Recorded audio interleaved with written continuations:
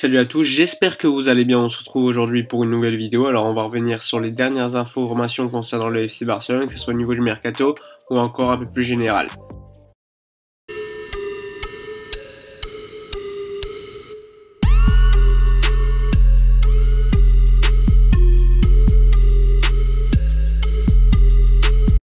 Enfin du concret concernant le mercato du FC Barcelone, avec la probable arrivée de Memphis Depay. Ça a été confirmé par les médias néerlandais qui ont dit qu'il y avait un accord entre l'Olympique Lyonnais et le FC Barcelone pour une somme aux alentours de 25-30 millions d'euros. Dès lors, le Memphis Depay devrait signer un contrat jusqu'à 2024. Pour l'instant, le Barça ne confirme pas l'accord total et la signature de Memphis Depay, mais confirme bien qu'il y a un intérêt. En fait, le FC Barcelone attend clairement le départ de Luis Suarez, qui passe donc son test pour obtenir un passeport italien et ainsi signé à la Juventus de Turin, et ensuite le Barça officialiserait le départ de Luis Suarez vers la Juventus de Turin et l'arrivée de Memphis Depay vers le FC Barcelone. Les médias néerlandais qui annoncent le transfert, c'est quand même des gens très fiables. Il y a notamment celui qui a rédigé l'autobiographie de Memphis Depay. D'autres disent qu'il y a seulement un accord de principe sur le prix avec l'Olympique Lyonnais et le FC Barcelone, mais pour l'instant rien n'a été conclu puisque le Barça attend clairement de se débarrasser de Luis Suarez. Alors on en a déjà parlé, Memphis Depay c'est un joueur plutôt intéressant. À l'Olympique Lyonnais il a montré énormément de choses très intéressantes, il a progressé selon moi par rapport à son passage à Manchester United, mais au niveau de son profil on peut se poser des questions. Memphis Depay c'est clairement pas un numéro 9, c'est un joueur qui va graviter autour de l'attaquant,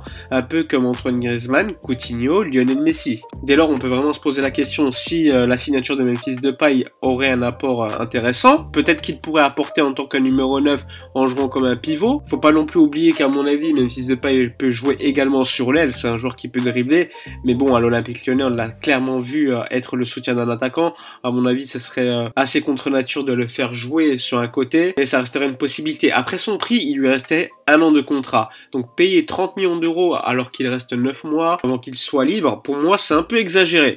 Memphis Depay ça reste un très beau joueur, je dis pas le contraire, mais pour un joueur qui sort des croisés dont il lui reste 9 mois de contrat, je pense que le Barça aurait pu négocier à la baisse le prix. Mais bon, globalement le prix reste plutôt intéressant. Le problème pour Memphis Depay c'est que lui était l'option numéro 2 de l'attaque et l'option numéro 1 c'était vraiment Lautaro Martinez, mais comme il était beaucoup trop cher pour le FC Barcelone, à l'Inter de Milan on demandait au moins 90 millions d'euros, Memphis Depay en quelque sorte c'est l'option de secours. Alors énormément de questions à se poser sur l'apport de Memphis Depay au Barça, on verra bien ce qu'il va apporter. Peut-être que ça va être un joueur très intéressant, mais pour moi c'est encore une signature qui n'est pas une priorité. Alors même si c'est un pari intéressant, au pire des cas Memphis Depay s'il rate son passage au Barça, tu peux le revendre, il a 26 ans, c'est le patron de la sélection néerlandaise, je pense que tu peux le revendre en cas de flop au FC Barcelone. Mais le problème c'est que tu dois déjà te débarrasser de certains joueurs en attaque au Barça qui sont assez inutiles, et comme je l'ai dit suffisamment de fois, pour l'instant le Barça n'a pas de vrai numéro 9 qui peut peser sur les défenses. On sait qu'il y a Antoine Griezmann qui a besoin d'un numéro 9 devant lui, Messi également pour être un peu plus intéressant et avoir une ligne de passe supplémentaire devant lui. Donc pour résumer, la signature de Memphis Depay pour le prix annoncé est plutôt intéressante, même si au niveau du profil elle colle pas du tout sur les intérêts du Barça actuel.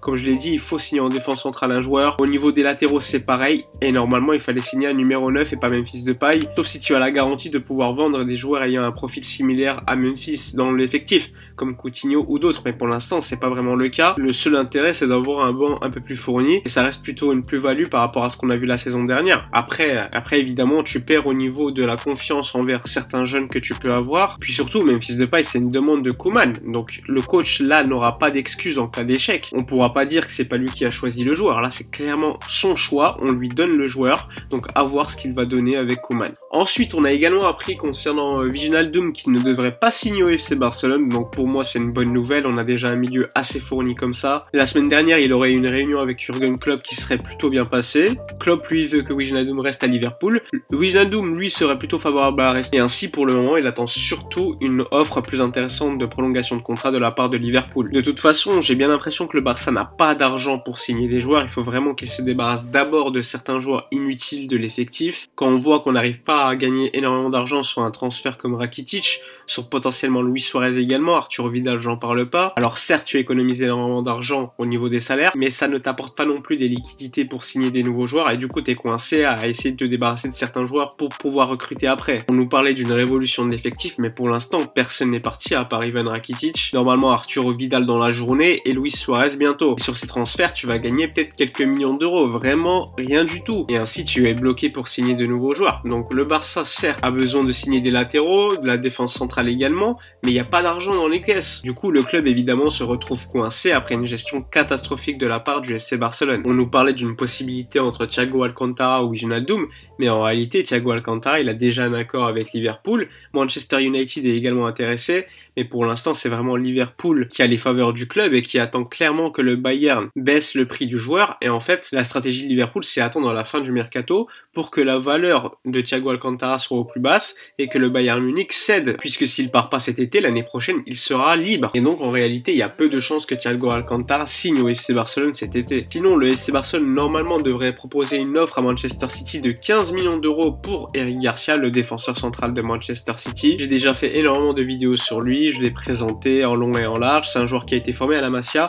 Pour l'instant, selon Monde Deportivo, Manchester City attendrait 18 millions d'euros pour le joueur. Selon les médias anglais, ils disent que Manchester City attend beaucoup plus, aux alentours de 30 millions d'euros. Eric Garcia lui a qu'un an de contrat, c'est un joueur qui n'a pas énormément prouvé au haut niveau. Je doute que Manchester City veuille laisser libre Eric Garcia la saison prochaine, donc potentiellement il serait possible de signer Eric Garcia cet été pour une somme aux alentours de 15 millions d'euros, sauf si Manchester City veut clairement ne pas le vendre. Mais là, ça sera leur risque et péril pour la saison prochaine puisqu'il partirait à 0 €. Alors sinon, concernant la motion de censure, alors comme vous le savez, elle a été lancée il y a 2 semaines. Il fallait atteindre aux alentours de 16 520 signatures des socios avant jeudi 17 septembre. Pour l'instant, on sait que la motion de censure a recueilli aux alentours de 12 700 signatures, sachant que ce nombre de signatures pour l'instant a été arrêté à lundi. Donc les signatures potentielles qu'il y a eu le mardi n'ont pas encore été comptabilisées. Donc à mon avis, on serait plus aux alentours d'un chiffre vers 13 500 signatures, c'est-à-dire qu'il manquerait 3000 signatures d'ici 2 jours, sachant qu'il y a encore plein de signatures qui n'ont pas été recueillies puisqu'elles viennent de l'étranger. Donc le temps qu'elles arrivent, évidemment, il faut un certain temps. Et également des signatures qui n'ont pas été encore recueillies, puisqu'il y a certains points de recueillement qui n'ont pas fait encore l'addition de toutes les signatures et ne les ont pas envoyées. Alors certes, ça va être très compliqué pour atteindre le nombre de signatures nécessaires pour que la motion de censure passe. On le sait très bien, normalement, dans une situation normale, sans Covid-19 avec des matchs, le nombre de signatures aurait été atteint assez largement à mon avis. Mais pour l'instant, c'est pas le cas. Covid-19 oblige. Une presse catalane qui défend assez largement à la direction, qui parle pas du tout de la motion de censure ou très peu. Donc on verra bien ce qui va se passer d'ici jeudi, mais pour l'instant, tout est possible, même si c'est très compliqué. Sinon, Pjanic a été présenté par le FC Barcelone ce mardi, donc le rêve enfin atteint pour Pjanic de jouer dans un club aussi gros que le FC Barcelone. Malheureusement, on peut pas dire que Pjanic vienne dans un club qui est sain aujourd'hui, mais bon, faut pas oublier qu'il y aura une nouvelle direction l'année prochaine, donc à voir pour l'instant ce que va nous donner